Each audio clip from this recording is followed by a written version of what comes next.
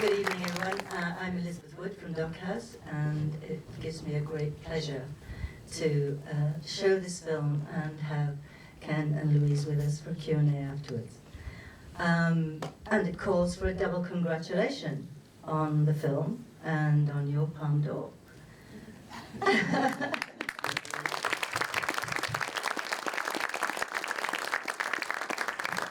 Okay, so just to begin, I'm going to ask a few questions. I'm sure you guys have lots of questions, but I'll just kick it off with a few general questions about the film.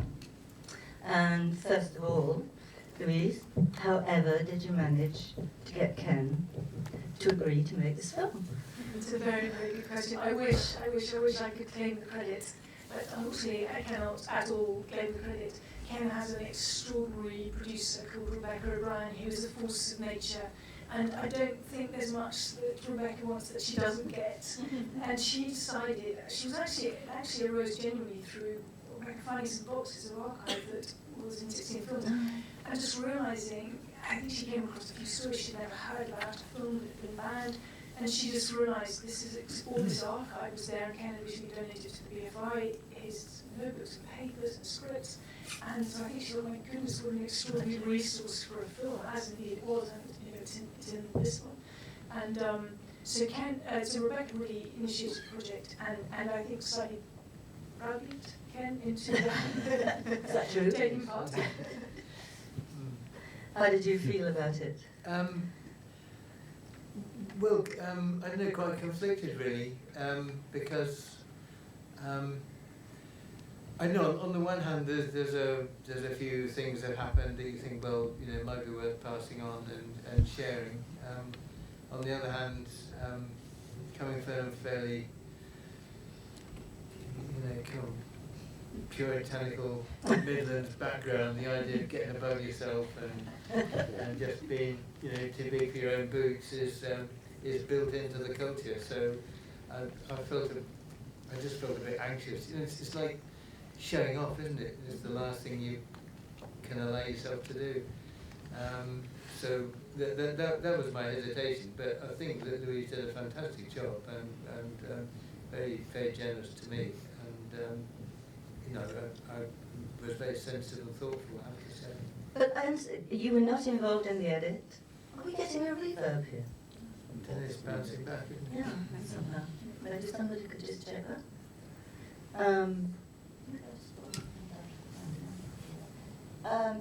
Were you involved in the edit at all? No. I think the deal was, it was Louise's film, absolutely. I saw it when it was cut, nearly finished, and made one small comment, but I didn't feel it was my prerogative to say anything really. Which was we kept it, didn't we? No, I mean it was actually hugely important because it had been sort of set up by Rebecca and through 16 films. It was really, really important that we would be able to say at this stage that we've had sort of editorial independence to make the film. And I think around Christmas time, Ken raised an eyebrow and just said, "How's it going?" That was the limit of my editorial pressure. So that was great, and I think it was important. And I did it with my own team. Actually, the DOP was somebody that Ken had worked with before, which was a great help because that's Roger Chapman. Roger Chapman, who made a brilliant observational cameraman, and it was hugely helpful because when at moments I might have been feeling quite tentative about my presence on the set. It's not always easy to be on somebody else's set. I would just hide behind Roger and push him forward, and he, once the camera's on his shoulder, he's sort of unstoppable until only very occasionally did you ask us to step away. So she wasn't a problem. So you saw it for the first time, I think. You saw it for the first time, I think, last night. I saw I saw the finished cut for the first time last night. I'd seen a nearly finished cut 2 weeks before. And how did you feel? It is quite overwhelming to see yourself up there. I mean, I'm sure you would feel the same. I mean, you are kind of quite exposed, really. So I kind of watched through things like this. I mean, we sat in for the last 10 minutes, and it's still not easy to watch. But I don't know. I mean, there it is. You just got to accept it. And Is it fair? yeah, I think it's very generous. I think it's very generous. I think I mean, and Louise and I have talked about this. The things that I'm very conscious of as a doing this job is that I don't make a single film. The people who make it are the dozen or so core people, and I've worked for a quarter of a century as Jonathan Morris, the editor, for over 30 years, and that the one kind of thing I have to say, like for me, you know, in the film, which is fantastic, but I have to be really sure that people understand that I am only one of a group of equals, not one person who acts on their own. So that my sense that of the group that makes the films is very important, and so I really have to say there's a dozen or more of us who have worked together a long time, and we do the films. It's not me as an individual, and that's really important. And the other important thing, which only occurred to me last night actually, is seeing the kids on screen. Is that my children? Yes, is that I've got a lot of grandchildren now, and that I've had a family and worked non-stop. And the only reason I can do that is because I've had a marriage that has allowed it. And I think that's quite difficult, and in a way something that I ought to have said before. So it's, you know, that again depends on someone else picking up those pieces, being there, being a permanent presence in the family when I'm away. And you know, again, that's part of a deal, really. And, Turned out pretty well, actually. well, I've been lucky. But it's not a chronological film, is it, Louise? I mean, you decided to structure it. It goes forward and back and kind of goes back to childhood and then moves forward. Why did you structure it the way that you structured it? It's an interesting question. I think first of all we were really well. I think I should sort of wind back to just to say, I think our kind of primary ambition, I guess, or desire in making the film was that we could make an accessible film about Ken that could potentially be seen by people who had not seen his work. So that was the kind of starting point. And I think we knew we wanted a present tense strand to follow the film, which is allegedly the last film, most certainly not the last film. And then I think it was just, obviously it's a sort of 50-year career. It is essentially a kind of linear career. So in a sense we were doing, I guess, what you're normally trying to do in documentaries, which is kind of mess with your linear structure. So in a way the present tense structure was the spine. And within that, we were trying to kind of move through time in an interesting way. And also, in a way, we had sort of two past tense timelines running, which was Ken's own past and childhood, etc., growing up, Oxford, etc., alongside the early days of the films, for which the starting point was the BBC. That's great. So Ken, could I just, before we go to audience, could I just ask, watching the film, your career seems to have really been in three phases. One before the 80s, the horriblest 80s, and then post the 90s. When you looked at the film and you saw your work, it's almost like it evolves in a way. Do you see a difference in your approach to the films you made prior to 1980 and the films you made since 1990? Since Riff Raff? Well, I think, yeah, I mean, I think that it went through various developments, and I think what tends to happen, at the beginning we were just in order to get the films made. I mean, we had to shoot half of Up the Junction, the television show, in 4 days. So it was, the only way to do that was the handheld camera, chase around after the action, and that happened to be what the breakthrough was in French cinema at the time. So, you know, that we felt very up to the minute with that. But actually, that was the only way we could get it shot. And that developed into a kind of cine verite, which again we followed with Cathy Come Home. And then I worked with Chris Menges on Yeah. Poor Cow, And Chris had just worked with a Czech Czech cameraman called Marek Ondřiček, and he learned a lot from Marek Ondřiček, and it was to do with the camera being still and observational rather than chasing. And Chris said, you know, I think it's more important what happens in front of the camera than what happens with the camera. And that a selection of looser shots and close shots will give you a better understanding of what's happening in the scene than just running after it and trying to chase it. So I think that was very good advice, and Chris and I worked together to work out what camera position should be, how that should relate to the light, and that the lens should be like, the range of lenses should be like the human eye, you know. So for example, never use a fisheye lens, because I can never see the whole of this room in one go. I can see like from there to there in one go, so that would be approximately 40 lens. And if I want to concentrate on somebody, I could use a 100 or 135, and I can really observe you quite closely, lady with the glasses. And so between like a 50 and probably 100, you've got the sense of being the human person. And so that changed the quality of the film that you made? Yes, it changed the whole, and the kind of whatever style we, you know, afterwards is based on that, based on the human eye, observing what's going on and finding the right position so you can see it but not interfere with it. And sometimes that's got a bit too stilted. Like after the 80s, I mean the awful 80s, the first film we did was Hidden Agenda, and that was an interesting story, but it was a curious mix of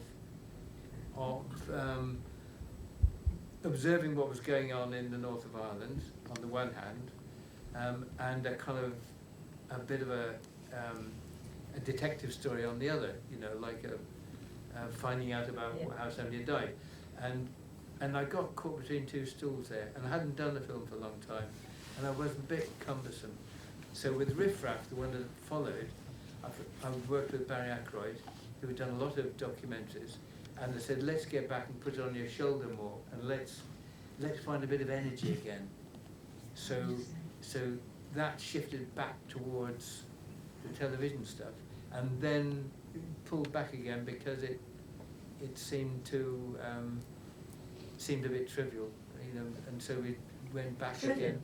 Well, trivial in the sense of trying to energize something that didn't need energy. There should be energy in front of the camera.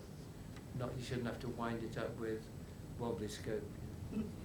Wobbly scope? Yes, it's an old technical term.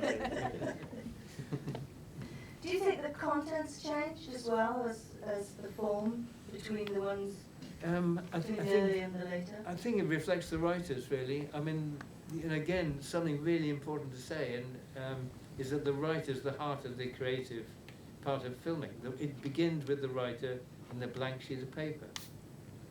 When a director comes in, there's something written on the paper, so you can think, oh well, for that I can do this, this and this, and they need to ask that question and so on. The writer, poor bugger, starts with a blank sheet of paper, and that's tough. So I think. So? Scary. Yes, so I think the writer is the prime creator. So there's and I've been, you know, again extraordinarily lucky and worked with a whole range of writers. I mean, three in particular. Well, Nell Dunn was brilliant and a lovely writer and terrific. But the three writers I've worked with most are Jim Allen, Barry Hines, and Paul Laverty, and they're all different, but they all have things in common. And when do you get involved in the script? Right at the outset. Well, with Paul, Right. we just knock ideas backwards and forwards, and then after it's reached a certain point, he said, well, I'll write a character down. So we'll write a character and a situation, and then we'll talk about that. And the question to ask is, will this situation and these 2 or 3 characters, if we just tell their story, will it get to the heart of what we want to say? Because it's no use having a story and a relationship if it goes off at a tangent and you tell a story, but it doesn't get into the guts of where you want to be. Which is the politics. No, it's the human.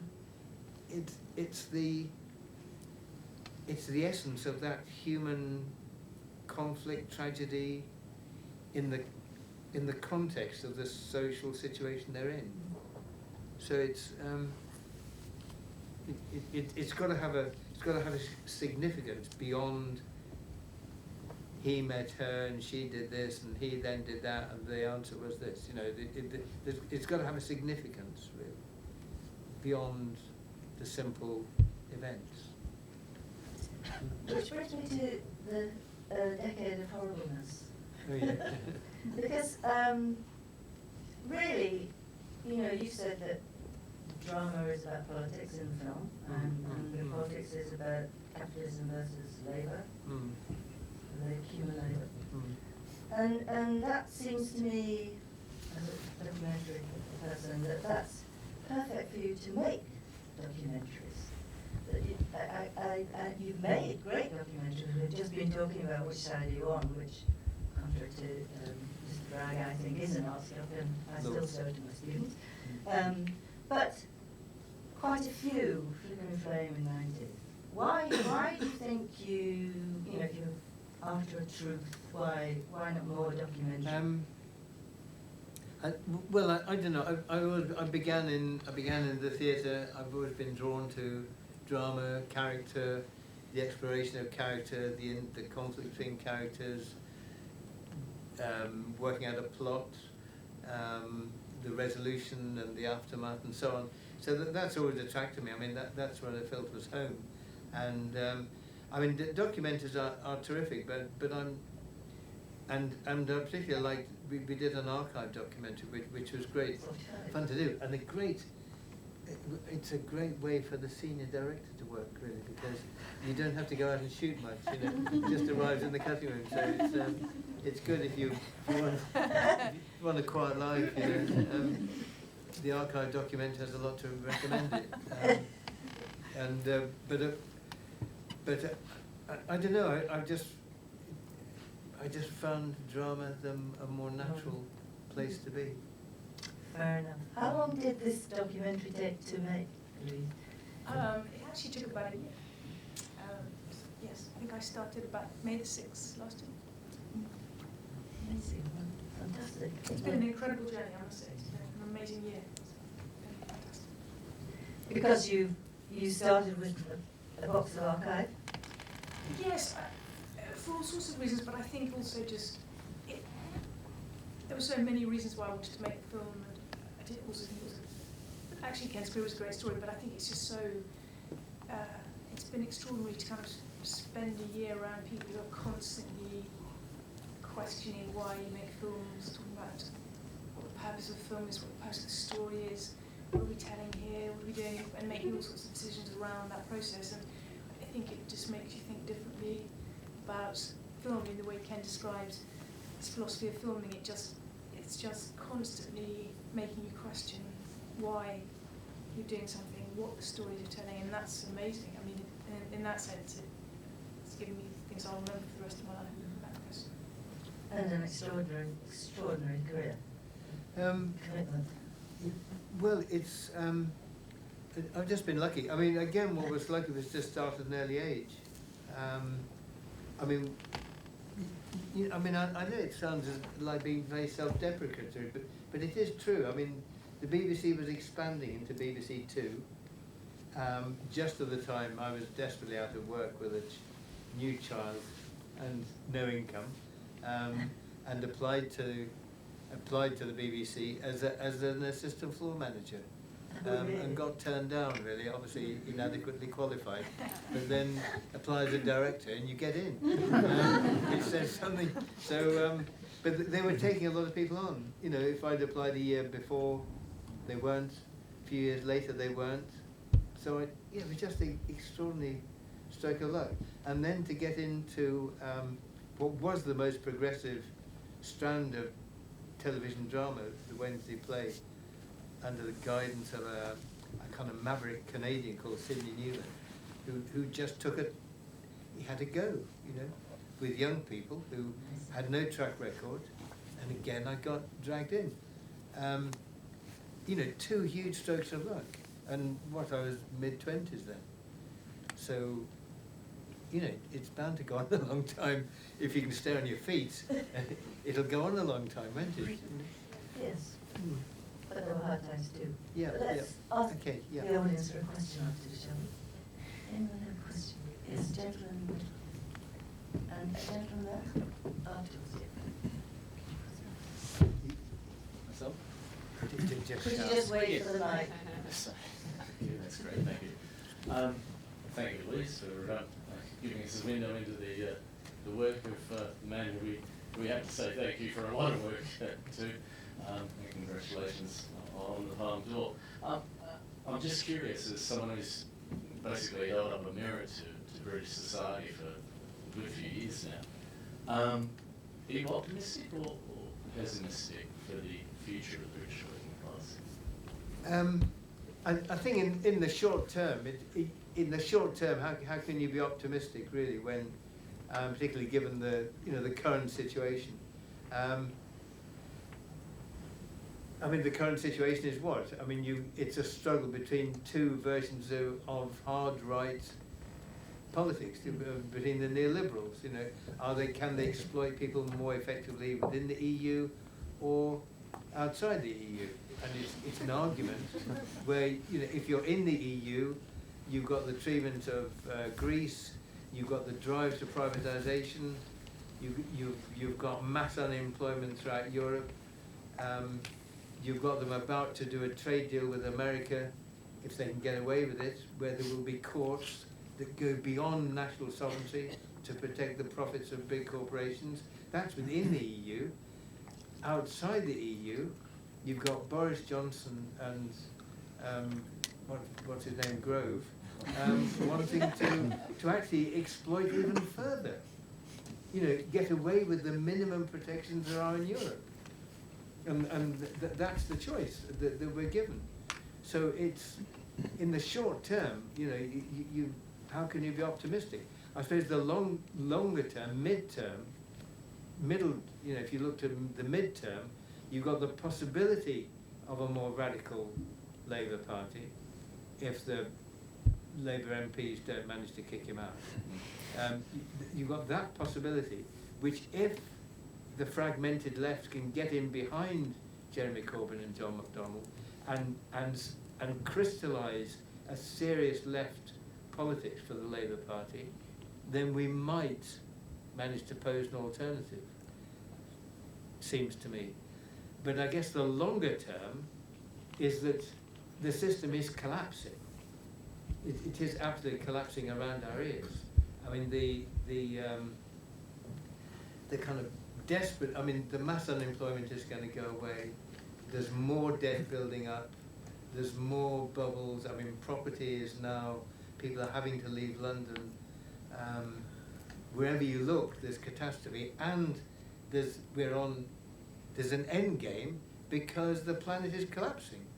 You know, we can't sustain the burning the fossil fuels. I mean, it's nothing new. Everybody knows it here. I mean, it's ABC, isn't it? Everybody knows we can't go on burning the fossil fuels and raising the Earth's temperature, and it'll be uninhabitable. So as artists, directors, activists, voters, do we get politicians we deserve?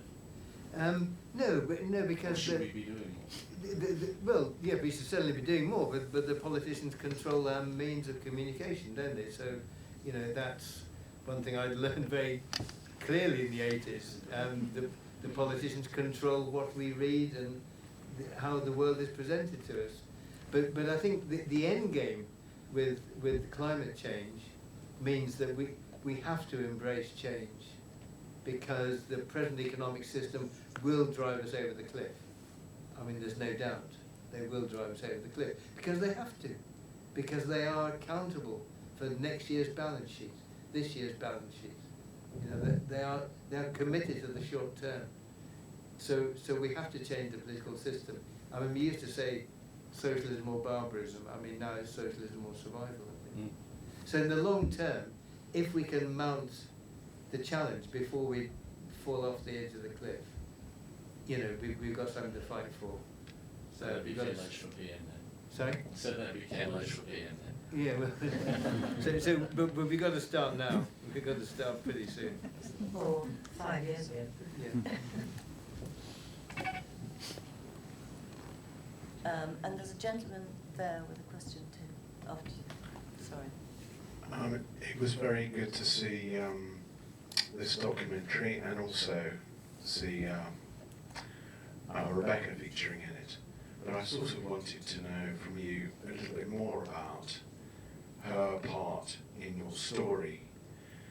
And I wanted to add a little twist to it, which is how easy would it be for you to work on, say, a film about Engels in Manchester, and for Rebecca to try and find someone who would come up with the money for doing something like that at this point in time?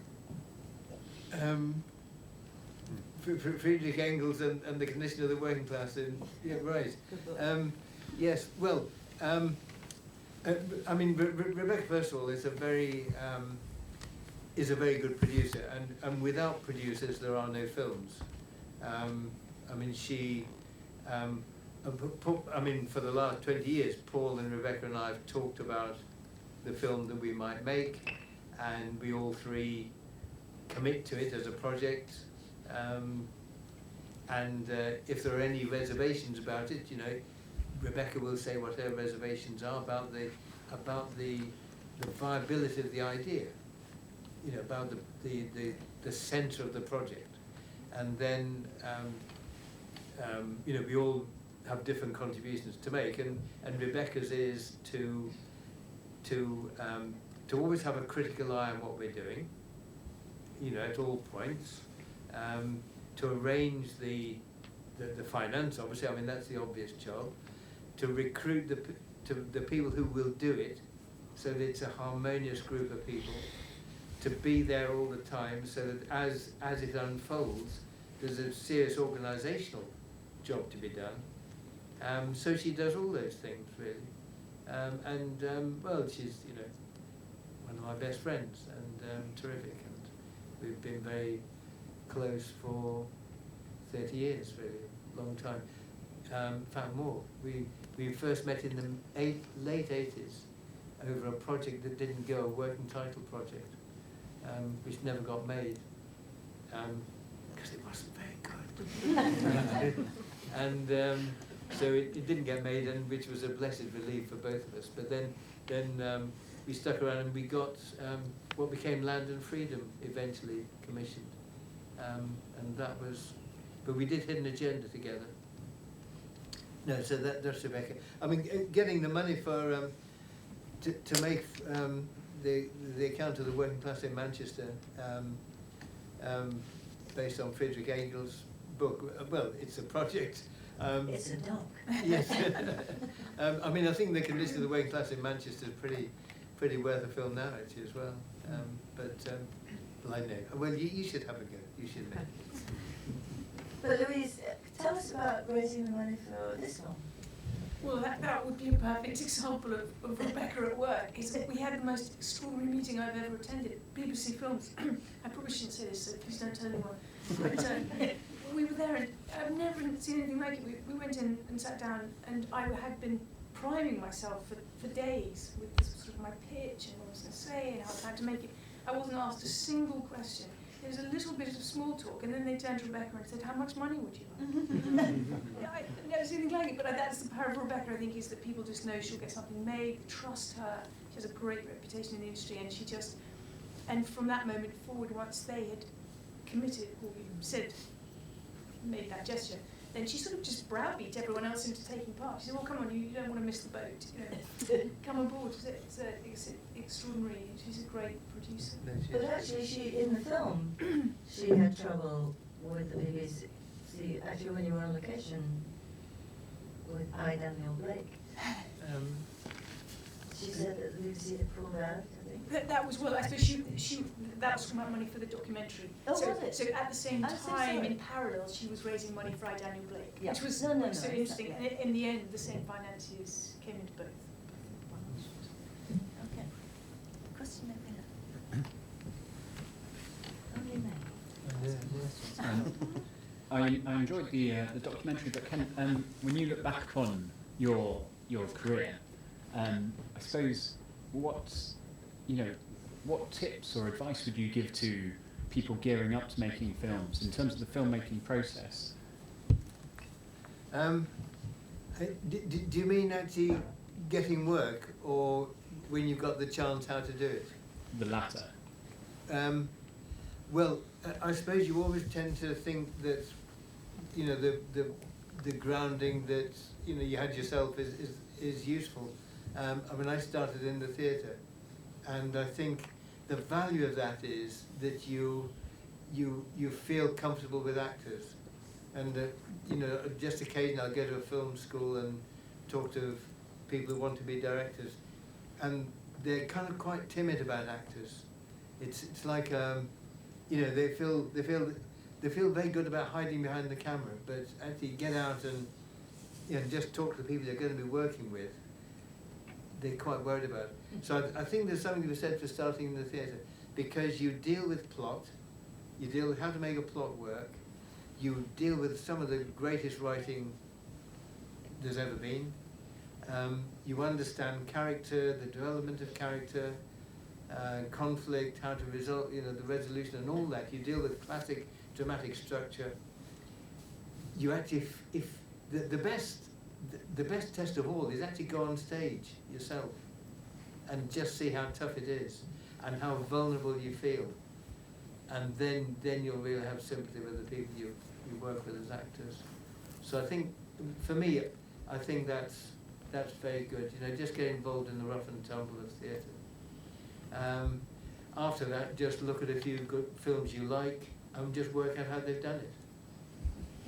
It's not difficult. You know, you'll find a sequence, you'll find a sequence of shots, where have they put the camera, what lens have they used, where have they cut, why have they cut there? You know, would you have imagine the space and then think where would they put the cameras? So before Ken, before you made Paul Carey worked with Chris Regis, and you did that with the Czech films, which were brilliant. But who did you look at before you made